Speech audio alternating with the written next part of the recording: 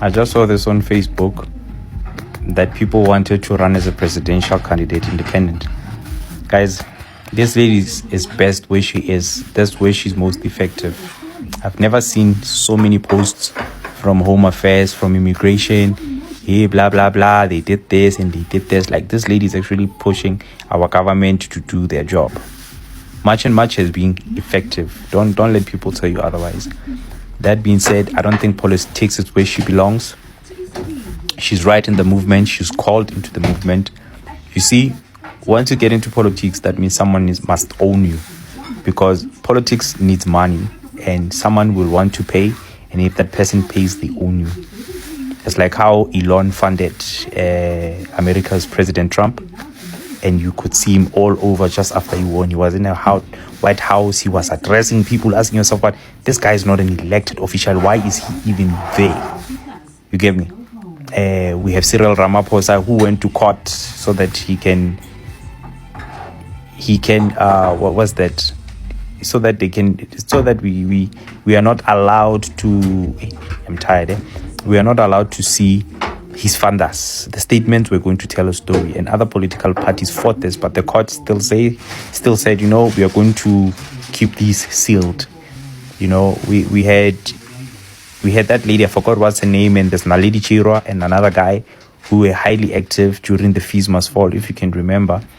They were very, very active, but somehow they got government positions and it's quiet from them. I may not be familiar with their work at this moment in time. Let me not discredit them because I stopped following them. But yeah, we are too too.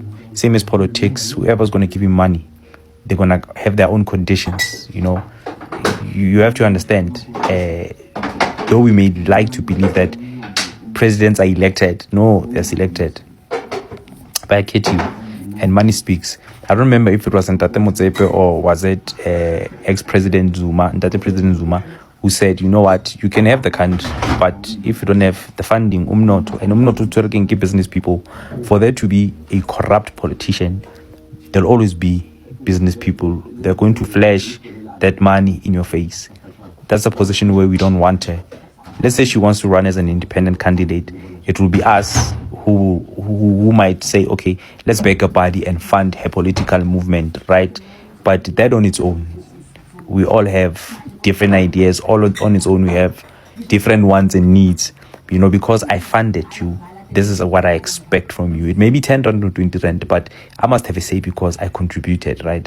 I think she's in the correct space where she's at. She must stay out of politics, because once she gets in the space, political space, they're going to be bought. There's another gentleman who was campaigning with Abahambe. He got into the government of what government of national unity. He became so comfortable. The blue lights, the perks, and everything. He's only starting to speak about that now because local government elections are around the corner. You see where I'm going with this? The DA was okay fighting the ANC up until they got into the government of national unity, and they are the very same people who are also involved in protecting President Cyril Ramaphosa. So game of politics, you have to owe a lot of people favors, and there's people who are going to come with monies who are also going to try to control you. But wherever she is, she's fighting a good fight. South Africa must stay behind her and support her, and may the good Lord also protect her. My sister, it's not like I don't have faith in your leadership skills. I can see what you're doing, but the political space, I don't think that's where you should be at. I don't think that's the direction you need to be heading. If you've been receiving calls to join any political party, just say no. No, because once you go in that direction, the people of South Africa, you will know that you are bought and you are compromised. Just keep on fighting the good fight, and may the good Lord be with you, or the gods, or the ancestors of South Africa, or whatever. Because this country needs a reset, and you are that change. You decided to become that change you wanted to see in South Africa. When you think you own Limpopo. I've read this article on Facebook that Limpopo, somebody who think they own Limpopo said they don't want Jacinta in Limpopo. Miss Jacinta, my sister, Limpopo is still South Africa. It's still South Africa. So you are allowed to go anywhere you want. You don't need a permission from someone who's in bed with the criminals. They know very well they're benefiting from all this zoo. So, my sister, you are allowed to go anywhere.